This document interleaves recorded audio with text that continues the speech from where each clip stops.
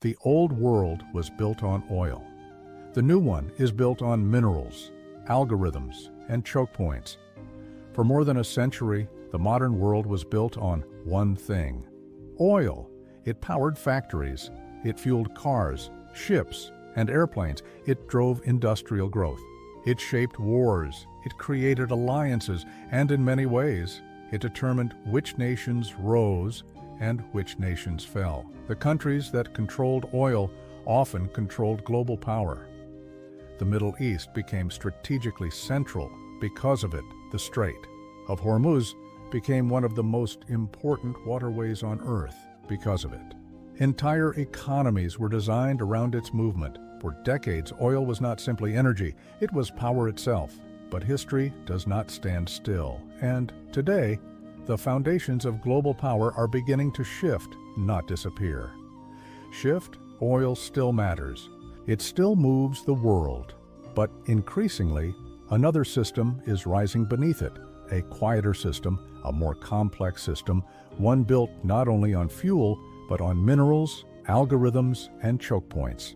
This may become the infrastructure of the next world order. And most people are only beginning to notice it because, unlike oil, this new system is less visible. It is buried underground, hidden inside microchips, stored inside data centers, flowing through undersea cables, protected by shipping lanes, and shaped by artificial intelligence. This is the architecture of modern power, and it is changing everything. Take minerals. For generations, natural resources shaped empires.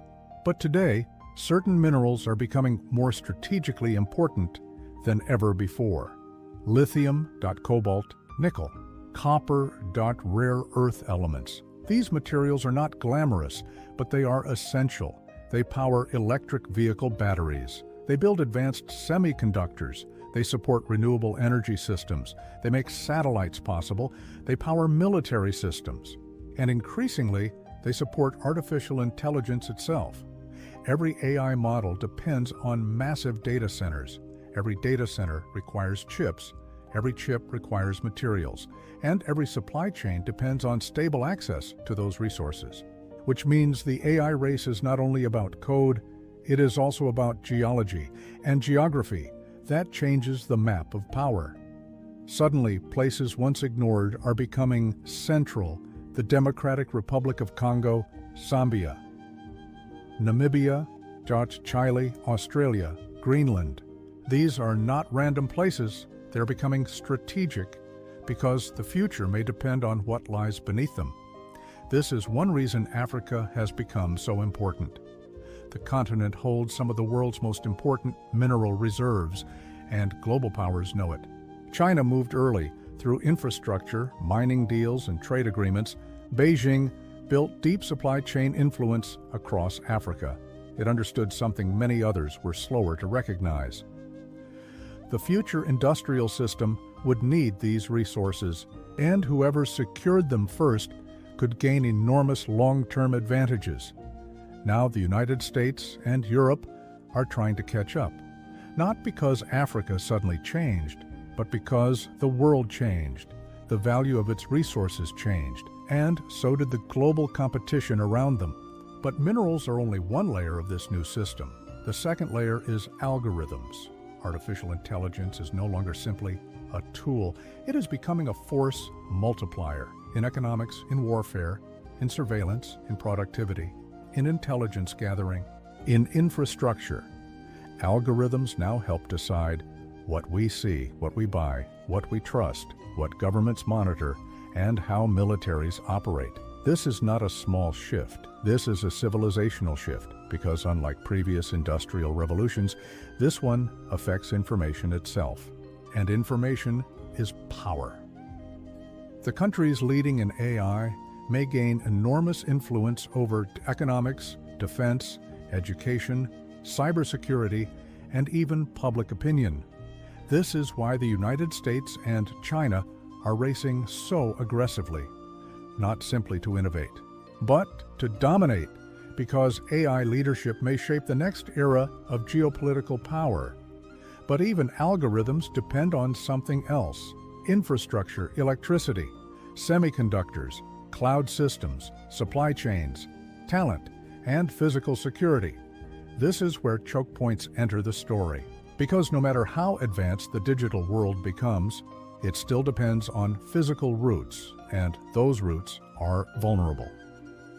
The Strait of Hormuz, the South China Sea, the Suez Canal, Taiwan, undersea internet cables, semiconductor factories. These are modern choke points, small places with massive consequences.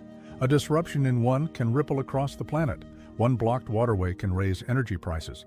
One damaged cable can slow communications. One disrupted chip factory can shake entire industries. This is the fragility of modern globalization.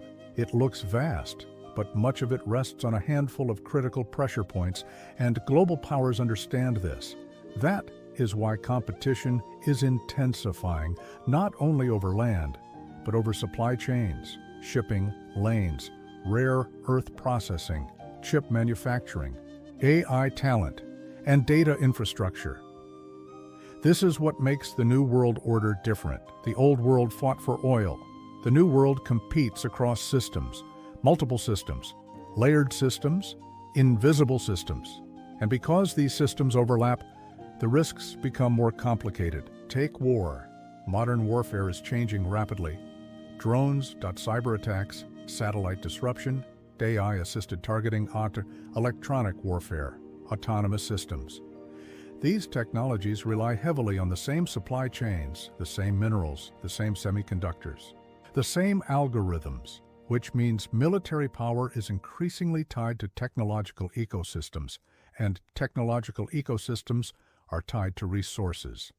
Suddenly, a mine in Congo can matter to a military system thousands of miles away. A chip factory in Taiwan can affect a battlefield in Europe. A shipping lane in the Gulf can shape inflation in Africa. Everything is connected. This is the defining reality of the modern age, interdependence. But interdependence creates vulnerability, and vulnerability creates competition. That competition is what we are now seeing everywhere. In AI, in Africa, in Taiwan, in Ukraine, in the South China Sea, in semiconductor restrictions, in trade disputes, in military expansion. These are not isolated events. They are connected symptoms of a larger transformation. The old system is straining, and the new system is still being built. That makes this period unstable because transitions of power are rarely peaceful. They create uncertainty, fear, opportunity, conflict, realignment, and strategic calculation. The biggest question now is not whether this transformation is happening. It already is. The real question is, who will shape it? Will the United States preserve leadership? Will China build an alternative system? Will Africa transform its resources into prosperity? Will smaller nations become more strategically important? Will choke points become the pressure points of future conflict? These questions may define the next 50 years. Because the world we are entering will not be powered by one thing, not oil alone, not technology alone, but by a complex web of minerals, algorithms, and choke points. The nations that understand this first may shape the future, and the nations that ignore it may be shaped by it. The old world was built on oil. The new one is already being built, and its foundations are quietly taking shape beneath our feet.